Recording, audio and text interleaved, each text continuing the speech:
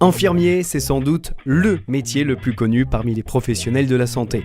Il exerce aussi bien dans le secteur sanitaire que médico-social. Ils sont plus de 590 000 en France à avoir fait comme Audrey le choix d'une profession exigeante et passionnante. Moi, j'ai pas voulu devenir infirmière tout de suite. Je suis passée par d'autres cursus où j'ai fait des stages d'observation dans des cliniques. Et c'est là que je me suis rendu compte que c'était le métier que je voulais faire.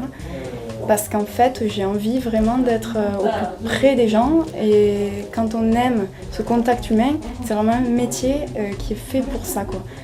Prévenir, guérir et soulager sont les tâches essentielles de l'infirmier. Il effectue des soins de nature préventive, curative ou palliative. On a deux rôles. On a un rôle prescrit, donc c'est le médecin qui nous fait une prescription et on établit la prescription, et on a un rôle propre. C'est-à-dire que notre rôle aussi à nous, c'est de vérifier qu'il n'y ait pas d'anomalie sur la prescription. Et puis, il y a un travail aussi de vrai binôme avec l'aide-soignant.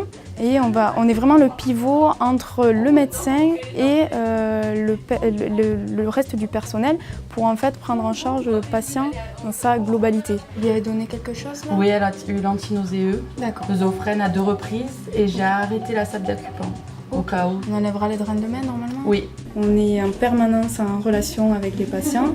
On n'est pas là que pour restaurer la santé. On est là aussi pour promouvoir la santé, prévenir les problèmes de santé. Et on est là aussi pour écouter. Notre but à nous, c'est aussi de rendre le quotidien un peu plus agréable. Voilà, merci. Oui. Et c'est un métier aussi qui nous demande sans cesse de se remettre en question. Et je sais que dans 10 ans, 20 ans, 30 ans, il faudra toujours que j'apprenne et que je me mette à la page, que je me forme. Audrey a choisi l'alternance pour mener ses études. Régulièrement, elle se rend à l'école d'infirmière. La formation s'adapte sans arrêt, à la fois les contenus de formation, mais comme c'est une formation en alternance, les étudiants étudient une partie de leur exercice professionnel ici. Mais après, c'est surtout ce qu'ils voient pendant leur stage qui est extrêmement professionnalisant. Et on peut évoluer, on peut se spécialiser.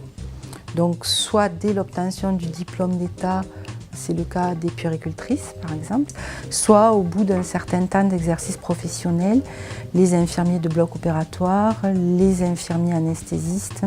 Et le métier d'infirmier, c'est vraiment un métier passionnant.